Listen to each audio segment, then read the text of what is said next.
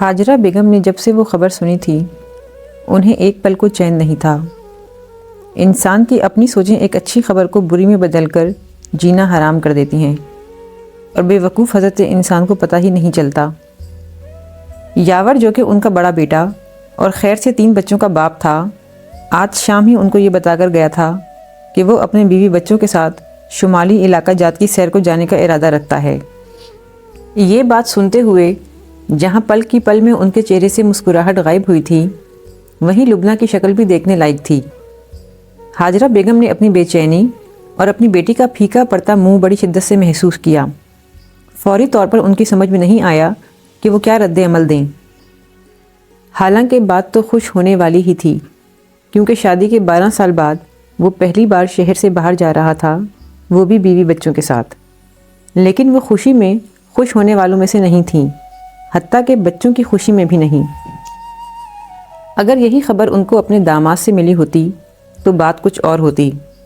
लेकिन बड़े भैया, अभी पिछले महीने तो आप कह रहे थे कि हाथ तंग है, बच्चों की फ़ीस के भी पैसे नहीं। लुबना से आखिर बर्दाश्त ना हो सका तो बिल आखिर पहलू बदल के वो बोल ही पड़ी।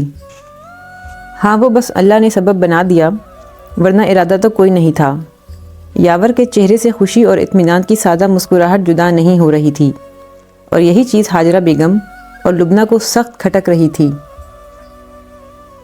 ऐसा भी क्या इंतज़ाम हो गया आखिर, पता तो चले। क्या रातों रात बारिश की तरह हुन बरस गया? लुबना ज़्यादा सवाल नहीं कर सकती थी, इसलिए जब वो मुंह बना के कमरे से बाहर चली गई तो ना चाहते हुए भी उनका लहजा सख्त हो गया। हाँ, वो यावर थोड़ा गड़बड़ा गए। यही वो मौका और मकाम था जिससे बचने के लिए उन्होंने बड़ी दुआएं की थीं। लेकिन उनको पता था जब तक हाजरा बेगम उनसे तफसील नहीं सुन लेंगी उनको चैन नहीं मिलेगा। ख़ुद वो भी इतने पक्के कब थे कि माँ को टाल सकते। एक कमेटी निकल आई थी तो सोचा बच्चों को घुमा फिरा दूँ, इतने अरसे से कह रहे थे। उनकी आवाज़ खुद ब खुद धीमी पड़ गई। लो, अभी पिछले महीने ईद के मौके पे तुमने सबको हज़ार मीटर खा दिया था। हालांकि बहनों के लिए ईदी में एक एक सूट तो लाजमी होना चाहिए, लेकिन उस वक्त तो तुम्हारे पास एक ढेला नहीं था। हाजरा बेगम कमेटी का सुनकर शदीद गुस्से में आ गईं। जाने क्यों? आमना मुसलसल दरूद शरीफ पढ़ते हुए देगची में चमचा चला रही थी। आलू गोश्त का सालन भुनाई के आखिरी मरहले में था। उसका आधा ध्यान खाने और आधा यावर की तरफ अटका हुआ था। वो थोड़ी देर पहले ही अपनी अम्मा की तरफ गए थे, उनको अपने प्रोग्राम के बारे में बताने के लिए। मैंने कितना कहा था कि अभी रहने दें, जाने से 2 दिन पहले बता देंगे, लेकिन उनको भी मरोड़ ही उठते रहते हैं। जब तक अपनी अम्मा को एक एक बात अलिफ से ये तक सुना के ना आ जाएं, चैन से नहीं बैठेंगे। उसके दिल में रह रह के खदशे सर उठा रहे थे। अम्मी, बाबा क्या दादी की तरफ गए हैं? वो चौंक गई। किचन के दरवाजे पर बड़ी बेटी खड़ी सवालिया नज़रों से उसी को देख रही थी। उसने गहरी सांस लेके इस बात में सर हिला दिया। क्या हुआ, आप परेशान हैं? रिदा माँ का अंदाज देख के समझ गई। उसने बेचारगी से अपनी हसास बेटी को देखा। जाहिर है परेशान ना हूँ तो क्या करूँ? तुम्हारे बाबा को कहा था जब सब कुछ कंफर्म हो जाए तब बताइएगा, लेकिन नहीं, बहुत जल्दी लगी रहती है उनको हर बात बताने की। बस। उसने बात अधूरी छोड़कर रुख फेरा और सालन में शोरबा कर दिया। तो क्या हो गया? आप ख्वाह मख्वाह में टेंस हो रही हैं। ज़्यादा से ज़्यादा क्या होगा? शिकवा करेंगी ना दादी कि पहले से क्यों नहीं बताया। सिर्फ शिकवे गिले तक बात होती तो बात ही क्या थी। ज़बानी जमा खर्च में तो तुम्हारा ददियाल वैसे ही बड़ा तेज़ है। अमली मुजाहरे तो हमारे हिस्से में आते हैं। वो ना चाहते हुए भी तल्ख हो गई। रिदा खामोशी से माँ का उलझा उलझा अंदाज देखती रही। उसे मालूम था वो क्यों परेशान थीं। उनकी परेशानी बेजा ना थी। जब भी उनको लगी बनती मखसूस आमदनी के अलावा कुछ भी रकम हाथ में आती, यावर सीधे माँ को बताने जाते और फिर हाजरा बेगम के जाने कौन कौन से रुके हुए खर्चे जाग पड़ते। नतीजा, जिस काम के लिए रकम जमा की गई होती वो या तो अधूरा रह जाता या इतने भेड़ंगे तरीके से पूरा किया जाता कि कुछ ना कुछ रकम उधार लेनी पड़ जाती। इस बार भी कुछ ऐसा ही मामला लग रहा था। रिदा क्या कर सकती थी जब इस मामले में घर के बड़े ही बेबस थे। अच्छा सुनो, कुछ ना कुछ पढ़ती रहो मुसलसल। सालों में पहली बार सैर व तफरीह का प्रोग्राम बन रहा है, दुआ करो हम चले ही जाएं। ऐसा ना हो कि पहले की तरह। उसने बाहर जाती हुई बेटी को रोककर हिदायत की, फिर बात अधूरी छोड़ के बुड़बुड़ करने लगी। उसकी आधी अधूरी बातें और बुड़बुड़ाहट ज़हनी खलफिशार का आईना थीं। यावर माँ की बात सुनकर बेबसी से हंस दिए।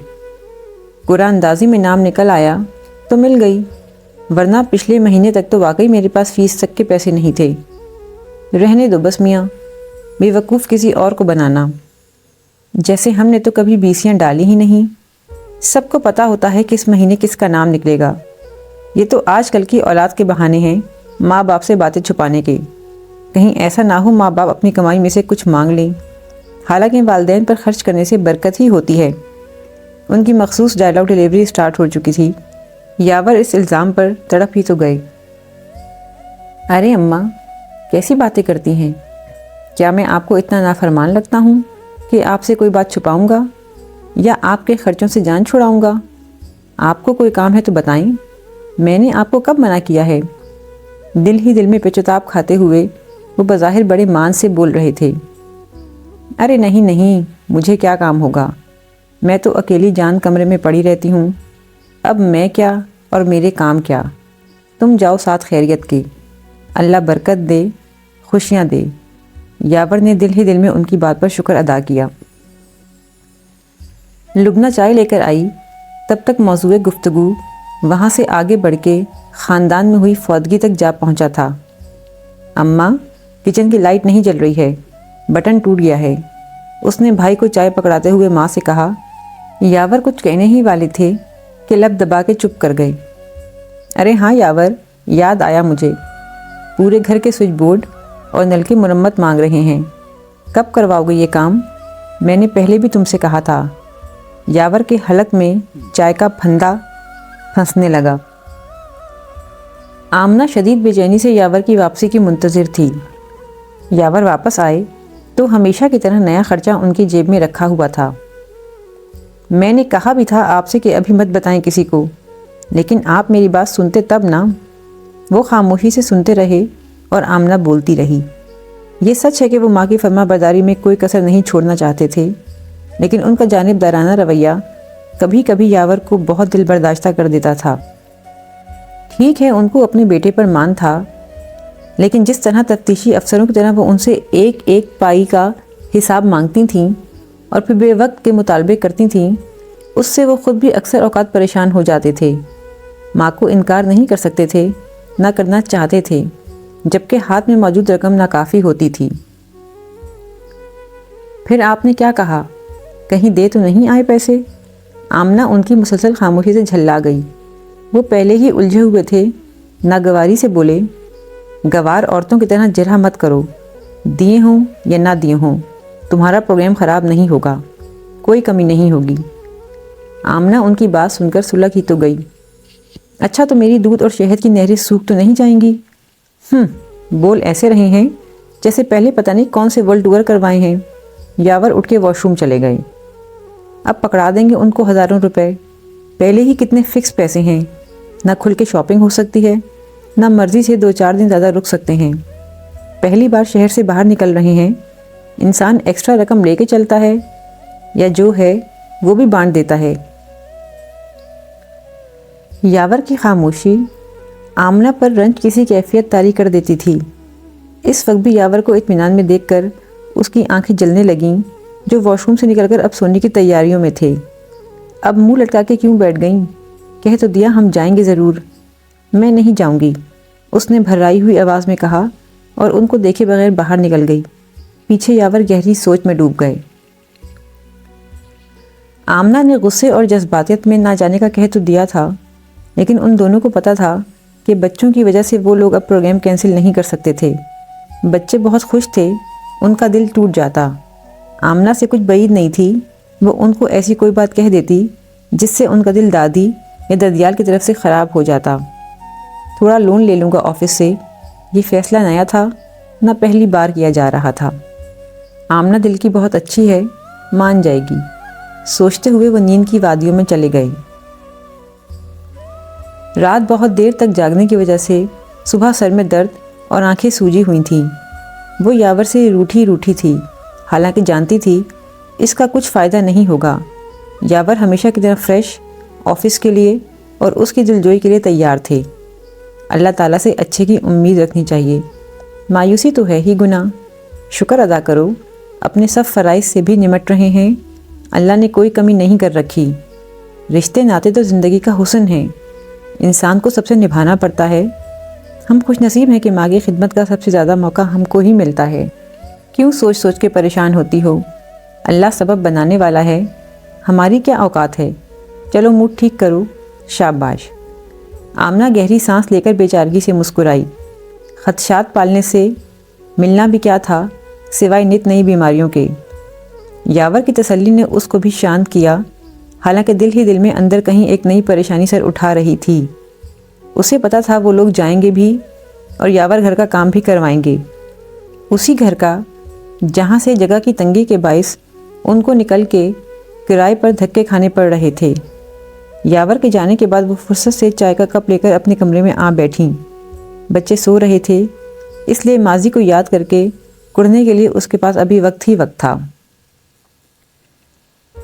حاجرہ بیگم ادھیڑ عمری میں ہی بیوہ ہو گئی تھیں۔ شوہر کی زندگی میں بھی گھر پر انہی کا راج تھا۔ ان کے انتقال کے بعد تو حکومت ہی ہو گئی۔ ترکہ ورکہ کچھ تھا نہیں، لہٰذا بڑے صبر سے سلائیاں کر کر کے وقت کاٹا۔ کچھ خدا تر رشتہ داروں، میکے، سسرال والوں کی مدد سے بچے مناسب پڑھ لکھ گئے تو ان کو بھی سکون ہوا۔ لیکن اس دوران بچوں، خصوصاً لڑکیوں میں جو ایک خود ترسی کا احساس ہمیشہ کے لیے بیٹھ گیا تھا، اسے حاجرہ بیگم نے اپنی آہوں اور باتوں سے خوب پانی ڈال کے تناور درخت بنا دیا۔ تینوں بیٹیوں اور 2 بیٹوں میں یاور سب سے بڑے تھے، پھر انمول اور سنبل، اور آخر والی لبنہ سے بڑا خاور تھا۔ انمول اور سنبل کی شادیوں تک تو حاجرہ نے یاور کو شادی سے سختی سے روکے رکھا۔ وہ خود بھی ذمہ داریوں میں اتنا گھرے ہوئے تھے کہ اس طرف دھیان جاتا بھی تو زیادہ سوچنے کا وقت نہیں ملتا تھا۔ حاجرہ تو لبنہ کو بھی پہلے ہی نپٹانے کا سوچنے لگی تھیں، لیکن یاور کو 31واں برس لگ چکا تھا جب خاندان والوں نے دبے دبے الفاظ میں ان کو بیٹے کی شادی کے لیے کہنا شروع کر دیا۔ وہ تو سب کو یہی کہتی تھیں کہ میرا بیٹا بڑا فرما بردار ہے، جب اسے کوئی تکلیف نہیں تو کوئی اور کیوں بولے۔ اڑتے پڑتے یاور کے کانوں میں بات پڑی تو ان کو خود بھی کسی رفیق کی ضرورت محسوس ہونے لگی۔ دن بھر کے تھکے ہارے رات میں گھر لوٹتے تو حاجرہ بیگم روز کوئی نہ کوئی خرچہ لیے ان کی راہ تک رہی ہوتیں۔ یہ وہ دن تھے جب یاور کو ایک ملٹی نیشنل کمپنی میں اچھی نوکری مل گئی تھی۔ گو کہ نوکری نہیں تھی، لیکن ترقی کے چانسز بہت تھے۔ وہ اپنے مستقبل کے لیے پر امید تھے اور محنت کرنے کو تیار بھی، لیکن آنے والے دنوں میں ان کو اندازہ ہوا جیسے وہ خالی ہواؤں میں محل تعمیر کر رہے ہیں۔ گھر میں عرصے بعد خوشحالی کی ہلکی سی جھلک آئی تو حاجرہ بیگم اور دونوں چھوٹے بہن بھائیوں کو پر لگ گئے۔ پہلے جو گھرانہ کھینچ تان کے چند ہزار میں گزارا کر کے فخر محسوس کرتا تھا، اب ہزاروں اڑا کے بھی بے چین رہنے لگا تھا۔ سب سے زیادہ غافلانہ رویہ خود حاجرہ بیگم کا تھا۔ ہر ہفتے دونوں بیٹی دامادوں کو بلا کے دعوت کا سا سما باندھ دیا جاتا، ڈھیروں ڈھیر کھانے پکتے، ساتھ روانہ بھی کیے جاتے۔ بہنیں خوش، بھائی خوش، ماں خوش، سو یاور کو بھی خوش ہونا چاہیے تھا، لیکن مستقبل کا سوچ سوچ کے ان کی خوشی کرکری ہو جاتی تھی۔ وجہ یہ تھی کہ ان کی نوکری پکی نہیں تھی اور کانٹریکٹ ختم ہونے سے پہلے وہ کچھ رقم جمع کر لینا چاہتے تھے۔ ماں سے اس بارے میں بات کرنا بے سود تھا کہ وہ دیکھ رہے تھے کہ ان کا حال کس قدر بے پرواہ ہو چلا تھا۔ پوری تنخواہ یاور سے ہتھیانے کے بعد بھی وہ ایک ایک خرچے کے لیے ان سے کہتیں اور ان کے خالی جواب پر چڑ سی جاتیں۔ اماں، میں تو پوری تنخواہ آپ کو ہی دیتا ہوں، میں تو خود روز آپ سے کرائے اور کھانے کے پیسے لے کے نکلتا ہوں، میرے پاس کوئی فالتو رقم تھوڑی ہوتی ہے۔ کبھی کبھی ضد ہو کے انہیں کہنا ہی پڑتا۔ اوفو، تو تم بھی کچھ جمع کرنے کی عادت ڈالو، 150 روپیہ ایک ڈبے میں روز ڈال دیا کرو تو وقت پر کام تو آ جائیں۔ وہ اپنی ماں کا منہ دیکھتے رہ جاتے۔ بسوں میں دھکے کھانے سے بہتر ان کو لگا کہ بائک خرید لیں تاکہ وقت پر دفتر پہنچنے میں آسانی رہے۔ جب پہلی بار ماں سے انہوں نے بھی کچھ ہاتھ رک کے خرچ کرنے کی بات کی، لو بھائی، جمعہ 8 دن ہوئے نہیں خرچہ کرتے کہ اب ہمیں تم سکھاؤ گے؟ اگر اتنا ہی گنا گزرتا ہے تو اپنے پیسے اٹھا لو، ہمیں نہیں چاہیے۔ یاور کے ہاتھ پیر پھول گئے۔ اماں آپ ناراض مت ہوں، میں بائک لینے کا سوچ رہا ہوں، آپ ہی جمع کر سکتی ہیں، اور کس سے کہوں؟ کافی دیر تک معافی تلافی کے بعد بالآخر حاجرہ بیگم نے تنخواہ واپس رکھی، جو کہ انہیں رکھنی ہی تھی، لیکن دل میں بیٹے کی جیسے کمزوری ہاتھ لگ گئی۔ یاور بدستور بسوں میں دھکے کھا کے آفس جاتے رہے اور حاجرہ بیگم کا ہاتھ روز بروز تنگ ہوتا چلا گیا۔ خاور اپنی پڑھائی سے بالکل غافل سارا دن دوستوں کے ساتھ آوارہ گردی کرنے لگا۔ اس کا جیب خرچ بھی یاور سے ہی لیا جاتا، کیونکہ وہ گھر کے اکیلے کماؤ پوت تھے۔ انمول اور سنبل کی زچگی کا پورا خرچہ انہوں نے خود اٹھا کے دامادوں کو فری ہینڈ دیا۔ پورے ہسپتال میں مٹھائیاں بٹوائی گئیں اور 1.25 مہینے کے دن دونوں بہنوں نے میکے میں آرام کرتے ہوئے گزارے۔ انہی حالات کو دیکھتے ہوئے یاور نے جب اپنا کانٹریکٹ رینیو کروایا تو تنخواہ کے بڑھنے کے بارے میں حاجرہ کو نہیں بتایا۔ یہ وہ پہلی بات تھی جو انہوں نے اپنی ماں سے چھپائی، اور یہی وہ احساس ندامت تھا جسے کسی کے ساتھ شیئر کرنے کے لیے انہیں ایک ساتھ کی ضرورت محسوس ہونے لگی۔ پھر یہ احساس بڑھ کے خواہش اور بالآخر شدید ضرورت بن گیا تو ان کو خود ہی ماں کے سامنے اپنی شادی کے لیے منہ کھولنا پڑا۔ حاجرہ جہاندیدہ عورت تھیں، انہوں نے بھانپ لیا کہ اب اگر وہ بیٹے کی بات رد کریں گی تو شاید بیٹا بددل ہو جائے، چنانچہ فوری طور پر لڑکی کی تلاش شروع کر دی گئی۔ لڑکی میں نے دیکھ لی ہے، آپ وہیں جا کے بات کر لیں تو بہتر ہے۔ ابھی وہ بیٹیوں سے صلح مشورے کے بعد کسی غریب گھرانے کی دبی دبائی لڑکی کو بہو بنانے کا سوچ ہی رہی تھیں، تاکہ مستقبل میں وہ ان کے بیٹے کو اپنا بنا کے ان سے الگ نہ کر دے، کہ یاور کی بات پر دھک سے رہ گئیں۔ اچھا، تو بات یہاں تک پہنچ گئی؟ میں بھی کہوں میرے سیدھے سادے بیٹے کو آخر کس نے یہ پٹیاں پڑھائی ہیں؟ اب کی باری یاور کی تھی۔ وہ منہ کھولے ماں کو دیکھنے لگے۔ ارے کس نے پھنسا لیا ہے تمہیں؟ کہیں کوئی آفس میں کام کرنے والی تو نہیں؟ میں ابھی بتا رہی ہوں، نوکری پیشہ بہو نہیں آئے گی میرے گھر۔ تمہیں نہیں پتا کیسی چنڈالن ہوتی ہیں یہ، پہلے دن سے ہی بیٹوں کو گھر والوں سے الگ کر دیتی ہیں۔ یاور کا خود سے شادی کی بات کرنا کیا کم تھا، جو انہوں نے لڑکی کا نام بھی لے دیا۔ وہ اپنا سر پکڑ کے بیٹھ گئے۔ ارے اماں کچھ بھی نہیں ہے ایسا، میں نے بھی ایک آدھ بار ہی دیکھا ہے اسے، اچھی لگی تو آپ کو بتا دیا، آگے آپ کی مرضی۔ اور وہ کوئی نوکری ووکری نہیں کرتی، میرے دوست کی کزن ہے۔ حاجرہ بیگم کا دل کسی طور مان کے نہ دیتا تھا، انکار تو انہیں ہر حال میں کرنا ہی تھا۔ سو دل رکھنے کے لیے آمنہ کے گھر چلی گئیں۔ آمنہ کے گھر کیا گئیں، ان کی تو دلی مراد بھر آئی۔ آمنہ شکل صورت کی مناسب اور حالات کی ستائی ہوئی بالکل ویسی ہی لڑکی تھی جیسی ان کو تلاش تھی، یتیم غریب گھرانے کی، کم پڑھی لکھی۔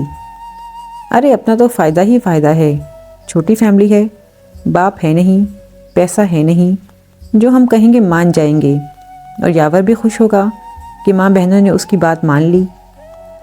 مستقبل کی منصوبہ بندی تو سبھی کرتے ہیں، لیکن اس میں اگر خود غرضی کا عنصر حد سے بڑھ جائے تو پھر ایسا ہی ہوتا ہے جیسا حاجرہ بیگم کے ساتھ ہوا، کیونکہ سب سے بڑا ماسٹر پلان میکر تو وہ ہے جسے ہم اکثر بھولے رہتے ہیں۔ آمنہ کی آمد ان کی زندگی میں بہار کا جھونکا ثابت ہوئی، لیکن بہت مختصر وقت کے لیے۔ جیسے ہی اس نے گھر کے کاموں میں ہاتھ ڈالا، حاجرہ اور لبنہ کو مکمل استثناء حاصل ہو گیا، یہاں تک کہ پہلے بچے کی پیدائش سے پہلے تک اس کی مصروفیت اور کاموں کا بوجھ اتنا بڑھ گیا کہ اس کے پاس یاور سے بات کرنے کا وقت بھی نہ رہا۔ وہ سارا دن کچن میں پائی جاتی یا پھر صفائیوں اور کپڑوں کی دھلائیوں میں لگی رہتی۔ پریگننسی میں ہونے والی طرح کی تکالیف نے اسے حد درجہ چڑچڑا بنا دیا تھا۔ ایک آدھ بار یاور نے اس سے گلہ بھی کیا کہ وہ اتنی اجاڑ حالت میں کیوں پھرتی ہے، ان سے ڈھنگ سے بات بھی نہیں کرتی، لیکن جواب میں آمنہ نے ان سے اتنے اکتاہٹ بھرے انداز میں بات کی کہ وہ دوبارہ کچھ بولے ہی نہیں۔ وہی شادی جو پسند سے کی گئی تھی اور محبت میں بدلنے لگی تھی، اب اس میں بیزاری اور اکتاہٹ بھرنے لگی تھی۔ آمنہ غریب گھرانے سے آئی تھی، یہاں ریل پیل جتنی دکھائی دیتی تھی حقیقت میں اتنی تھی نہیں۔ یاور کی نوکری بھی کانٹریکٹ پر تھی، اگر وہ ختم ہونے کے بعد دوبارہ نہ کیا جاتا تو وہ بالکل فارغ ہوتے، اور گھر والوں کا یہ عالم تھا کہ گھر میں کوئی چیز ایسی نہیں آتی تھی جو بیاہی بہنوں کو نہ دی جائے، چاہے وہ پھل ہوں، کوئی اچھا کھانا ہو، کپڑے ہوں، یا کسی قسم کی مشینری ہو یا کراکری، یا پھر چاہے اچار چٹنیوں کی معمولی شیشیاں ہی کیوں نہ ہو، ہر چیز میں بہنوں کا حصہ ضرور ہوتا تھا۔ ساسو ماں ہر 2-4 مہینے کے بعد بازار کا ایک تفصیلی چکر لگاتیں اور گھر کے لیے آم سے چائے پینے کے کپ بھی لاتیں تو 2 سیٹ خریدتیں، ایک گھر کے لیے اور ایک انمول یا سنبل کو دینے کے لیے۔ میں تو شادی کے بعد بھی بیٹیوں کا اسی طرح خیال رکھتی ہوں، کہیں ان کے دل میں یہ خیال نہ آ جائے کہ ہمارے بھائی اور ماں تو عیش کر رہے ہیں اور ہمیں پوچھتے تک نہیں۔ کیا کروں، ماں ہوں نا، بچپن سے ہی محرومی دیکھی ہے میری بیٹیوں نے، صرف اپنے لیے کچھ لینے کو میرا دل مانتا ہی نہیں۔ شروع میں بیٹیوں سے ان کی محبت سے متاثر ہونے والی آمنہ ان کا کھیل بہت جلد سمجھ گئی تھی۔ اس نے دبے لفظوں میں 1-2 بار ان سے کہنا چاہا کہ گھر کا خرچہ آؤٹ آف بجٹ ہو جاتا ہے، لیکن جواب میں اسے اتنا کچھ سننے کو ملا کہ وہ بھرے دل سے چپ کی چپ ہی رہ گئی۔ یاور سے بات کرنے کا بھی کچھ فائدہ نہ ہوا، وہ ایسے ہی ہیں، ان کو کوئی نہیں سمجھا سکتا۔ شوہر کو پہلے ہی ہتھیار ڈالے دیکھ کر اس نے اپنا ہی سر پیٹ لیا۔ ہاجرہ بیگم اپنی روش پر قائم رہیں۔ آمنہ خاموشی سے ان کی فضول خرچیاں یا شاہ خرچیاں دیکھتی رہی۔ وہ اب بھی یاور سے مستقل ماہانہ خرچہ بڑھانے کی بات کرتیں، یاور بڑے ٹھنڈے انداز میں ان کو یا تو انکار کر دیتے یا اگر گنجائش ہوتی تو 1000-2000 نکال کے ماں کے ہاتھ پر رکھ دیتے اور آمنہ کا دل جل کے رہ جاتا۔ وہ خود پابندی سے نہ تو دوا لے پاتی، نہ دودھ اور نہ ہی پھل۔ جیسے جیسے حالات بہتر ہوتے گئے، بہنوں نے مستقل گھر کی راہ دیکھ لی۔ ایک ہفتہ ایک بہن آ کے رہتی تو دوسرے ہفتے دوسری آ جاتی۔ اس دوران اس پر کاموں کا بوجھ اور بے آرامی بڑھتی چلی جاتی۔ لبنہ اپنی بڑی بہنوں اور اماں کے ساتھ کبھی بازار چلی جاتی۔ یہ وقت اور بھی مشکل ہوتا کیونکہ سنبل اپنے بچے بھی گھر چھوڑ کر جاتی، جو شرارتیں اور بھوک کا شور مچا کے آمنہ کا ناک میں دم کیے رکھتے۔ اسے آرام صرف انہی دنوں میں ملتا جب وہ اپنے میکے جا کے رہتی، لیکن اس کی نوبت بھی کم ہی آتی تھی کیونکہ شادی کو ابھی 1 سال بھی نہیں گزرا تھا اور یاور کا آمنہ کے بغیر گھر میں دل ہی نہیں لگتا تھا۔ ایسے ہی ایک بار جب وہ میکے میں 2 دن کے لیے ٹھہری تھی اور اپنی ماں سے کہہ سن کے دل کا بوجھ ہلکا کر بیٹھی تھی، یاور نے فون کیا کہ وہ اسے لینے آ رہے ہیں۔ حالانکہ وہ محض 2 دن میں ہی رکنے کے لیے آئی تھی اور ابھی پہلا دن ہی گزرا تھا، تب بے انتہا ضبط کے ساتھ اس نے گھر جانے سے منع کر دیا۔ آپ کو مجھ سے ملنا ہے نا تو آ کے مل جائیں، لیکن میں نے سوچ لیا ہے کہ میں ڈیلیوری تک امی کے گھر ہی رہوں گی۔ یاور اس کی بات سن کے شدید حیران رہ گئے۔ گھر میں تو اس نے ایسی کوئی بات کبھی نہیں کی تھی، بلکہ آج سے پہلے اس نے کبھی ایسا ارادہ ظاہر تک نہ کیا تھا۔ آپ کو جو بھی بات کرنی ہو آپ گھر آ کے کیجیے گا۔ اس نے یاور کی کوئی بات سنی ہی نہیں اور ان کو ہکا بکا چھوڑ کے فون بند کر دیا۔ دراصل یہ مشورہ اسے اس کی ماں نے ہی دیا تھا کہ یاور سے اکیلے میں بیٹھ کے تسلی سے بات کرو اور خاوند یا تمہارے دل میں جو بھی بات ہے آپس میں کہہ ڈالو۔ وہ اسے غلط پٹی نہیں پڑھا رہی تھیں، بلکہ میاں بیوی کی آپس میں ذہنی ہم آہنگی بڑھانا چاہتی تھیں۔ وہ خود بھی شوہر کی طرف سے بھری بیٹھی تھی، اس کے اور یاور کے درمیان جیسے دوری پنپ رہی تھی اور اس کی برداشت سے باہر تھی، اور یہ سب کیا دھرا حاجرہ بیگم اور ان کے بھیڑنگے پن کا تھا، جنہوں نے گھر کا پورا سسٹم بیٹیوں کے چاؤ میں بگاڑ دیا تھا۔ کاموں اور خرچوں کو اس حد تک بڑھا لیا تھا کہ اچھا خاصا کمانے والے یاور خود تنگ پڑنے لگے تھے، اور آمنہ کو ان کی بیوی ہونے کے باوجود وہ آرام میسر نہ تھا جو اس کا حق تھا، جسمانی نہ ذہنی۔ حاجرہ بیگم اس سے اکثر اوقات تلخ ہوتی رہتیں، اس کے ڈاکٹر کے پاس جانے میں بھی روڑے اٹکاتی رہتیں۔ اس روز یاور گھر آئے تو آمنہ نے اپنا دل کھول کے رکھ دیا۔ امی نے جان بوجھ کر ان دونوں کو اکیلا چھوڑا تھا اور خود کسی رشتہ دار کے ہاں چلی گئی تھیں۔ آمنہ کا چھوٹا بھائی بھی اپنے کسی دوست سے ملنے گیا ہوا تھا۔ سمجھ نہیں آتا آخر وہ چاہتی کیا ہیں؟ آخری مہینہ چل رہا ہے میرا اور کام ہے کہ بڑھتا ہی جا رہا ہے۔ سارا دن گدھوں کی طرح کام کر کر کے میرے اندر اتنی ہمت نہیں بچتی کہ میں منہ ہاتھ ہی دھو لوں۔ اس پر بھی آپ مجھے سے شکایت کرتے ہیں کہ میں آپ کو وقت نہیں دے پا رہی۔ میں آپ کو وقت کیسے دوں؟ مجھے تو خود اپنے لیے بھی ٹائم نہیں مل رہا۔ ایسے دنوں میں عورت کو اچھے کھانے اور دواؤں کی ضرورت ہوتی ہے۔ یہ بھی میں بتاؤں آپ کو کہ میرے پاس تو دوا کے پیسے تک نہیں ہوتے، نہ میں دل چاہنے پر اپنے لیے الگ سے کچھ بنا سکتی ہوں، اوپر سے نماز کی رہی نہ قرآن کی، سارا وقت چولہے میں گھسی رہوں یا فرش رگڑتی رہوں، سیر سپاٹے کریں آپ کی بہنیں اور ان کے بچوں کی رکھوالی کروں میں، اور جب آپ گھر آئیں تو آپ کو ہنس ہنس کر ویلکم کروں۔ میں انسان ہوں یا مشین؟ مشین کو بھی حد سے زیادہ استعمال کیا جائے تو اس کے پرزے گھس جاتے ہیں، مجھے چکر آتے ہیں، نکاہت ہوتی ہے، چلا نہیں جاتا، بتائیں میں کیا کروں؟ وہ بری طرح سے رو پڑی۔ یاور کا سر ندامت سے جھک گیا۔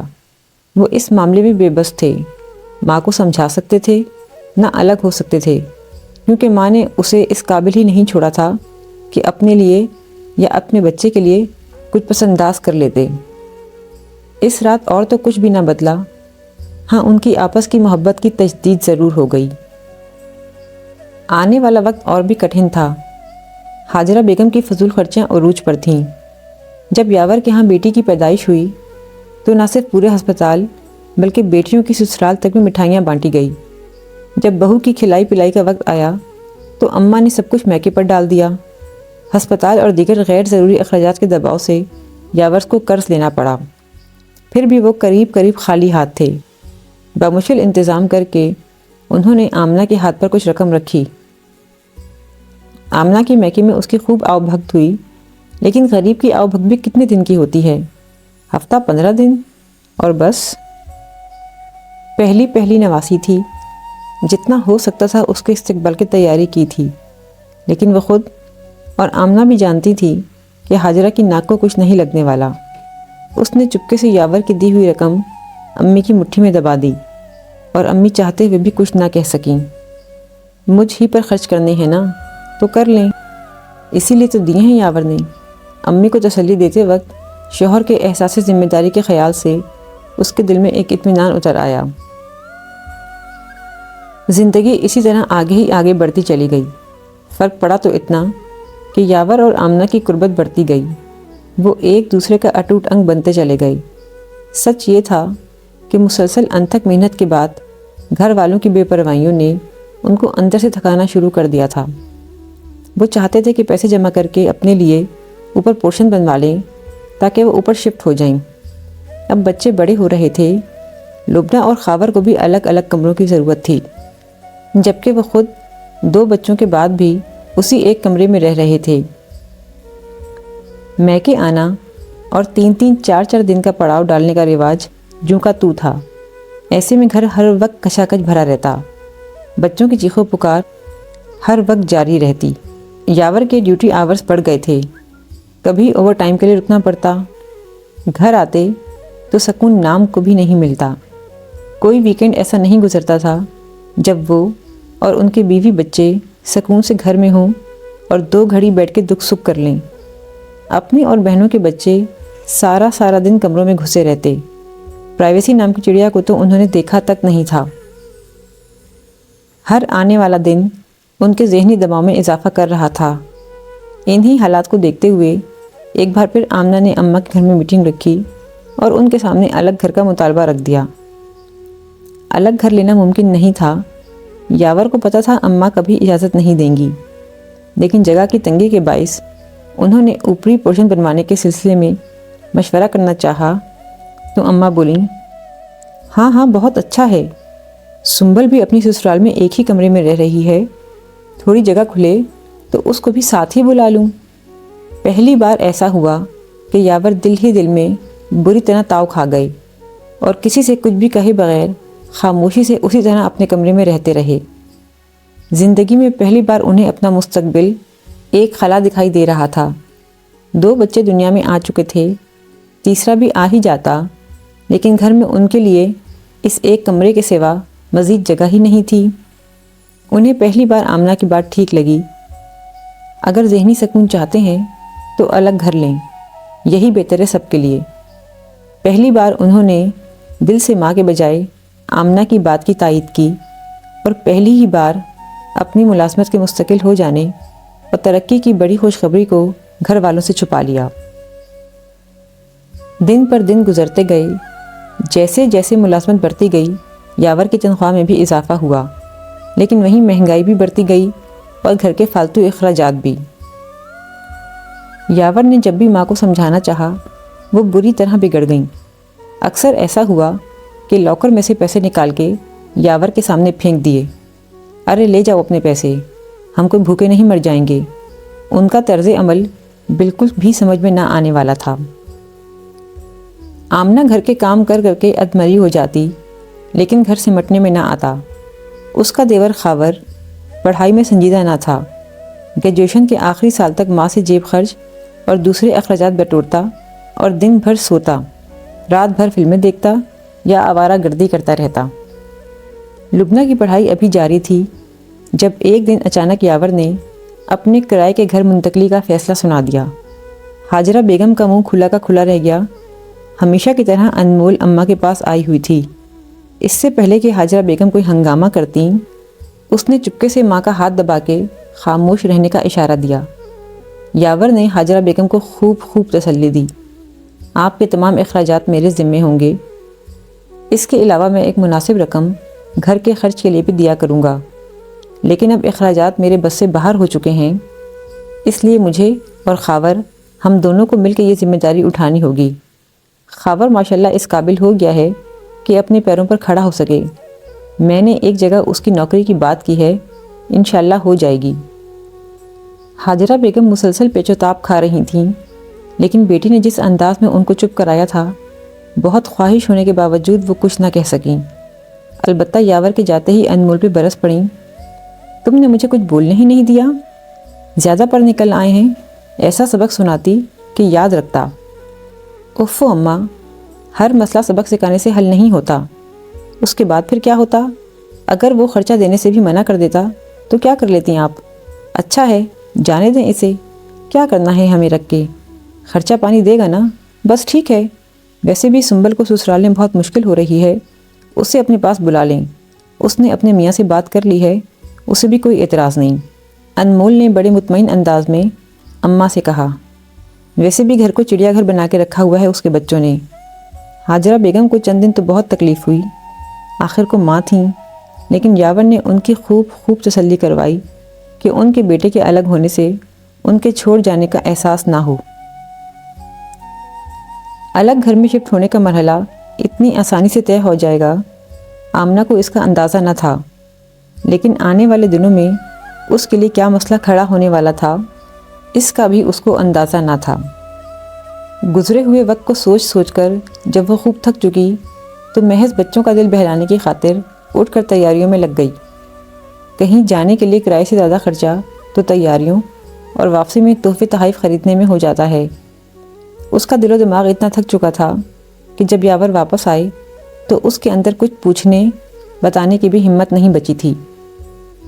یاور نے نہ صرف حاجرہ بیگم کی ضرورت کے پیسے ان کو دیے، بلکہ اپنی ضرورت کے لیے بھی کچھ رقم آفس سے ادھار لی۔ ہمیشہ کی طرح بے وقت سر اٹھانے والے خرچے نے یاور کو مکروز کر دیا اور آمنہ الگ سیخ پا ہو گئی۔ یہی ان کے گھر کا طریقہ تھا اور یہی بھیڈنگا پن جس کی وجہ سے یاور کئی سال گزر جانے کے باوجود اپنے گھر کی بنیاد تک نہیں ڈال سکے تھے۔ اور اب آمنہ کا خیال تھا کہ اگلے چند سالوں میں وہ بیٹی کا رشتہ ڈھونڈیں گے یا گھر ڈھونڈیں گے۔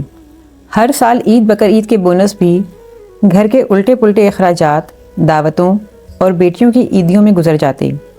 خاندان میں کسی کی بھی شادی ہوتی، پہلی دعوت حاجرہ بیگم کے گھر کی جاتی، جس میں یاور کے ساتھ ساتھ دونوں شادی شدہ بہنیں بھی لازماً شریک ہوتیں، جو لامحالہ یاور کو ہی نپٹانی ہوتیں۔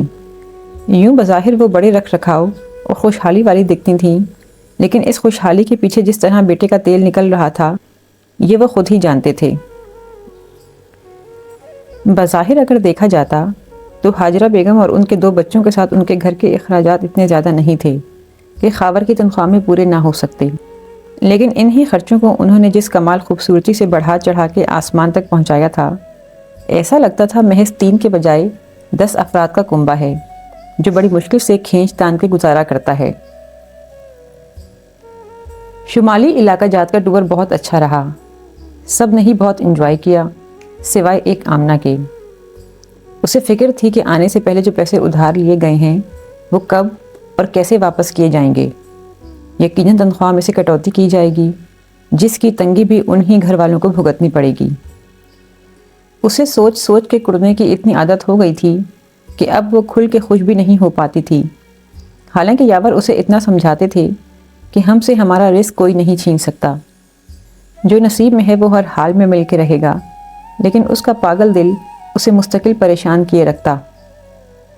ہاجرہ بیگم کا کچھ پتہ نہیں چلتا تھا کہ کب کیا بات کر ڈالیں۔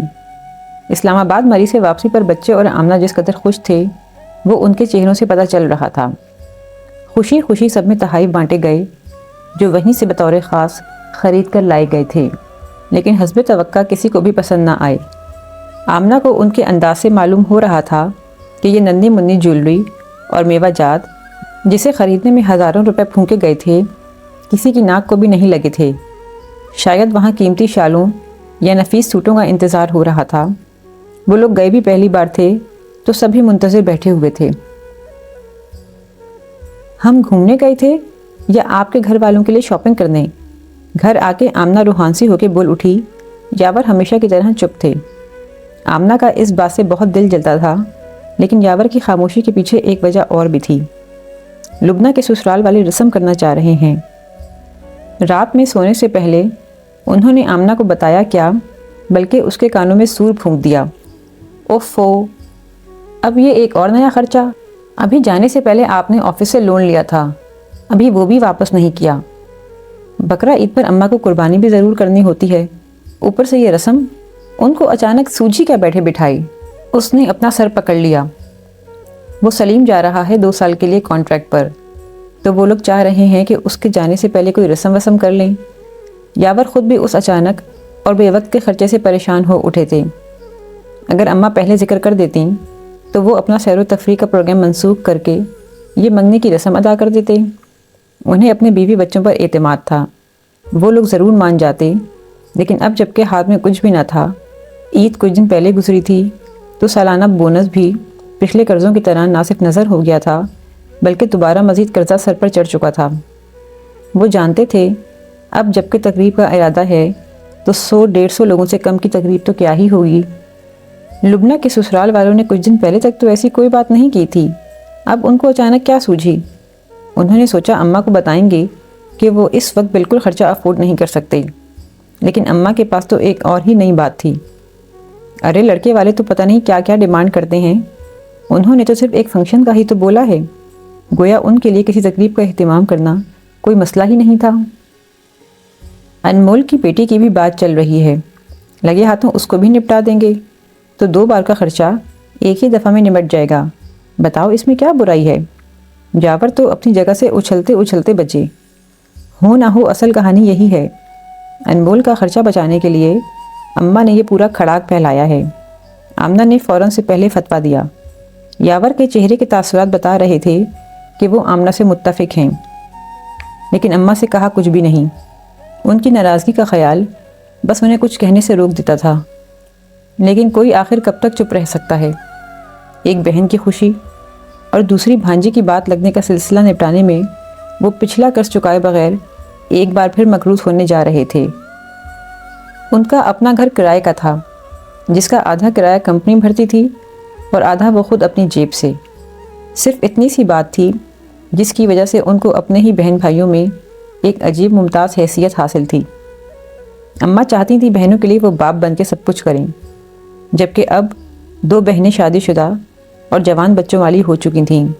خود یاور کی اپنی بیٹی جوانی کی سرحد سے فقط ایک ہی قدم کی دوری پر تھی، لیکن وہ روز اول سے جس جگہ کھڑے تھے وہیں کھڑے تھے۔ مستقبل کے بارے میں کوئی خوش آئند بات کم از کم ان کو تو دکھائی نہیں دیتی تھی۔ اس پر ماں کا اس قدر جانبدارانہ رویہ ان کے دل کی رنجیدگی کا سبب بنتا تھا، لیکن وہ کسی سے کوئی بھی بات کرنے کے قابل نہیں تھے۔ انہوں نے قرض بھی لیا اور انمول کی بیٹی اور لبنہ کی منگنی کی تقریب بھی ہوئی، لیکن یاور کے دل میں ماں کے خلاف غبار سا بھر گیا۔ رہی صحیح کسر لبنہ کے ہونے والے سسر نے پوری کی، جن کی بات سن کر یاور کے سر میں دھماکے سے ہونے لگی۔ آپ کی والدہ کی بے وقت کی ضد سمجھ نہیں آ سکی۔ جب بڑوں میں بات طے ہو چکی ہے تو پھر اچانک اس سب پھیلاوے کی کیا ضرورت تھی؟ آپ کو پتہ تھا مجھے قرض لینا پڑے گا، پھر بھی آپ نے؟ کیا میں یہ سمجھوں کہ آپ نے یہ ساری بات اس لیے پھیلائی تاکہ انمول کے اوپر بار نہ پڑے؟ آخر آپ کو جھوٹ بولنے کی ضرورت ہی کیا تھی؟ وہ چیخ چلا نہیں رہے تھے، ان کی آواز ٹھنڈی لیکن لہجہ بے حد سخت تھا۔ آپ اچھی طرح جانتی ہیں کہ عید پر لبنہ کے سسرال والوں کو عیدی بھیجی گئی تھی، اس میں میرا کتنا خرچہ ہوا تھا، پھر بے وقت کی دعوتیں، اور اب جب کہ انہوں نے کچھ کہا ہی نہیں تھا تو آپ نے کیوں زبردستی میں اتنا اسراف کروایا کہ مجھے مزید قرضہ لینا پڑا؟ آفس والے بھی باتیں بنانے لگے ہیں، میرا آدھے سے زیادہ بونس انہی قرضوں میں چلا جاتا ہے۔ اگر انمول کی بیٹی کی بات ہی طے کرنی تھی تو وہ بھی سادگی سے کر سکتی تھی جیسے ہم نے لبنہ کی تھی۔ واہ، کیا عزت رہ جاتی اس کے سمجھانے میں۔ پہلے پہل کی نواسی ہے میری، ایسے ٹٹ پنجیوں کی طرح پاؤ بھر مٹھائی بھیج دیتے تو کیا سوچتے وہ لوگ ہمارے بارے میں؟ ہمارے بارے میں وہ کیوں کچھ سوچنے لگے؟ لڑکی کا باپ زندہ ہے، یہ اس کے کرنے کے کام ہیں یا میرے؟ یاور اس وقت شدید تپے ہوئے تھے۔ یہ پہلی بار ہوا تھا کہ وہ ماں سے یوں دو بدو سوال پر اتر آئے تھے، اور یہ نوبت حاجرہ بیگم کی اپنی لائی ہوئی تھی، لیکن ان کو ذرا برابر اس کا احساس نہیں تھا۔ ہاں، تمہارا کام تو صرف بیوی بچوں کو سیر سپاٹے کروانا ہے نا؟ وہ جس قدر چٹخ کے بولیں، یاور اتنا ہی جل بھنے۔ خدا کے لیے اماں، کون سے سیر سپاٹے کروا لیے میں نے؟ 12 سال میں پہلی بار اگر میں ان کو کہیں شہر سے باہر لے گیا تو آپ کیا اس کا بدلہ لے رہی ہیں مجھ سے؟ حاجرہ بیگم کا منہ کھل گیا، انہیں بیٹے سے اس صاف گوئی کی امید نہیں تھی۔ آمنہ بھی وہیں موجود تھی اور یاور کا انداز دیکھ دیکھ کر سہمی جا رہی تھی۔ کیا عزت رہ جاتی اگر میں وہیں انکل سے یہ پوچھنے بیٹھ جاتا کہ اس فنکشن کی ضد تو آپ نے کی تھی، اس میں میری ماں کا کیا قصور؟ اماں، آپ سے مجھے اس بے پرواہی کی امید نہیں تھی۔ حاجرہ بیگم نے ہمیشہ کی طرح اپنی ناراضگی کو بطور ہتھیار استعمال کرتے ہوئے کچھ کہنا چاہا، لیکن یاور نے ان کی بات کاٹ دی۔ ساری بات یہ ہے کہ آپ نے خود انمول کو یہ راستہ دکھایا کہ اس طرح اس پر بار نہیں پڑے گا اور اس کا نام بھی نہیں ہوگا۔ میں پوچھتا ہوں، آخر ضرورت کیا تھی مجھ سے جھوٹ بولنے کی؟ میں نے پہلے کب آپ کی کسی بات کا انکار کیا ہے؟ لیکن ہر بات کی، ہر چیز کی کوئی حد ہوتی ہے۔ میں کہاں تک اور کتنا کر سکتا ہوں؟ میری استطاعت بھی تو دیکھیں آپ۔ ابھی بقرہ عید پر قربانی میں آپ کو حصہ بھی ضرور چاہیے ہوگا، وہ میں ضرور کروں گا، میرے لیے سعادت کی بات ہے، لیکن اس کو میرے لیے آزمائش تو نہ بنائیں۔ آپ کو اندازہ بھی ہے کہ میں کتنا پریشان ہو چکا ہوں۔ آج اگر کمپنی کی پالیسی بدل جائے، وہ مجھے رینٹ دینا بند کر دیں تو یہ گھر میری اوقات سے باہر ہو جائے گا، پھر کہاں در در کی ٹھوکریں کھاؤں گا میں؟ اللہ نہ کرے تم کیوں ٹھوکریں کھانے لگے؟ جو بچے ماں باپ کے فرما بردار ہوتے ہیں، ان کی دعائیں لیتے ہیں، وہی تو کامیاب ہوتے ہیں۔ آمنہ ان کے پینترا بدلنے پر اش اش کر اٹھی، لیکن آج یاور پر ہر وار خالی گیا۔ لیکن ماں باپ بھی تو سمجھیں اس بات کو، اللہ کسی کے ساتھ برا نہیں کرتا، لیکن بندوں کو بھی چادر دیکھ کر پیر پھیلانے چاہیے کہ نہیں؟ وہ ترشی سے نہیں بلکہ بڑی بے چارگی کے سے انداز میں بات کر رہے تھے۔ چند لمحے تک کمرے میں بڑی تکلیف دہ خاموشی رہی۔ بس اب میں مزید خرچہ نہیں کر سکتا، خاور سے کہیں وہ بھی گھر میں ہاتھ بٹائے۔ آئندہ سے میں صرف آپ کا ذاتی خرچ دیا کروں گا، اس کے علاوہ کوئی مجھ سے کسی چیز کے لیے پیسے نہ مانگے۔ حاجرہ تو حاجرہ، آمنہ بھی اس بدلحاظی پر یاور کا منہ تکنے لگی۔ تو ہمارا خرچہ اٹھا کے احسان دھرنے کی ضرورت نہیں ہے، اللہ پالنے والا ہے، تم نہیں کرو گے تو بھوکے نہیں مر جائیں گے۔ انہوں نے ہمیشہ کی طرح منہ بنا لیا۔ اس مقام پر یاور ہمیشہ سے پسپا ہوتے آئے تھے۔ آمنہ جانتی تھی اب معافی تلافی کا سلسلہ شروع ہوا ہی چاہتا ہے۔ اچھا ہوا آپ نے مجھے میری اوقات یاد دلا دی، جو میرا فرض ہے وہ میں ضرور پورا کروں گا، آگے آپ کی مرضی۔ آنن فانن وہ اٹھے اور سیدھے کمرے سے باہر نکلتے چلے گئے۔ حاجرہ بیگم پہلے تو حق دک رہ گئیں، لیکن ان کو باہر نکلتے دیکھ کر جیسے ان کو بھی حالات کی سنگینی کا احساس ہو گیا۔ لیکن یاور کے پیچھے جانے کے بجائے وہ آمنہ پر برس پڑیں۔ بس مل گیا سکون بیٹے کو مجھ سے متنفر کر کے، یہ سب تمہاری پڑھائی ہوئی پٹیاں ہیں۔ کہاں تو وہ کل تک میرے سامنے نظر نہیں اٹھاتا تھا، اور کہاں یہ کہ آج زبان چلا کے نکل گیا۔ انہوں نے تیزی سے چپل پیروں میں اڑسی اور یاور کے پیچھے بھاگیں۔ گاڑی تیزی سے گھر کی طرف رواں دواں تھی۔ آمنہ چپکی بیٹھی، گاہے بگاہے ایک نظر یاور کے چہرے پر چپکے سے ڈال لیتی۔ یاور کے ہونٹ بھینچے ہوئے اور ماتھے پر گہری سلوٹیں تھیں۔ ان کے اندر کے دکھ کا اندازہ چہرہ دیکھ کر بآسانی لگایا جا سکتا تھا۔ آمنہ نے دھیرے سے ان کے ہاتھ پر اپنا ہاتھ رکھا۔ یاور نے کب کی سینے میں رکی ہوئی سانس خارج کی۔ پتہ نہیں اماں کے اندر اتنا احساس محرومی کیوں اور کس طرح بھر گیا ہے۔ انہوں نے صرف اپنی بات منوانے کے لیے مجھ سے جھوٹ بولا، حالانکہ میں تو ویسے ہی ان کا کہا پورا کر دیتا ہوں۔ لیکن ان کو بھی اندازہ تھا نا کہ یہ میرے ساتھ زیادتی ہے، کہ ذمہ داری داماد کی، اور صرف ان کو ریلیف دینے کے لیے ہم پر زبردستی کا بوجھ لادے چلے جانا۔ ہم کیا انسان نہیں ہیں؟ ہمارا دل نہیں ہے اور ہم گھومنے کا چلے گئے؟ کیا اس بات کا بدلہ لیا انہوں نے؟ اچھا بس، اب بس کر جائیں، اتنا مت سوچیں۔ ماں ہیں وہ، مان ہے انہیں آپ پر، اس لیے کہہ دیتی ہیں۔ ماں باپ اپنے مان کو بوجھ کیوں بنا دیتے ہیں اور سارا بوجھ ایک ہی بچے پر کیوں ڈال دیتے ہیں؟ ماں باپ کسی ایک کے ساتھ زیادتی اور دوسرے کی طرفداری کرتے ہوئے اپنے آپ کو غلطی پروف کیوں سمجھنے لگتے ہیں؟ اماں کو ابھی یہ احساس نہیں کہ ان کا رویہ میرے لیے کتنا مسئلہ بن رہا ہے۔ مہنگائی بڑھ رہی ہے، بچے بڑے ہو رہے ہیں، تعلیم ہے، شادیاں ہیں۔ مجھے اپنے بچوں کے لیے بھی ابھی سے یہ سب کرنا ہے، تو پھر اپنے دامادوں پر ذمہ داری کا بار ڈالنے کے بجائے وہ اب بھی چاہتی ہیں کہ دوسرے کی ذمہ داریاں بھی میں پوری کرتا رہوں۔ تو جب میرے اپنے بچوں کی باری آئے گی تب کیا میں کچھ کر سکنے کے قابل بچوں گا؟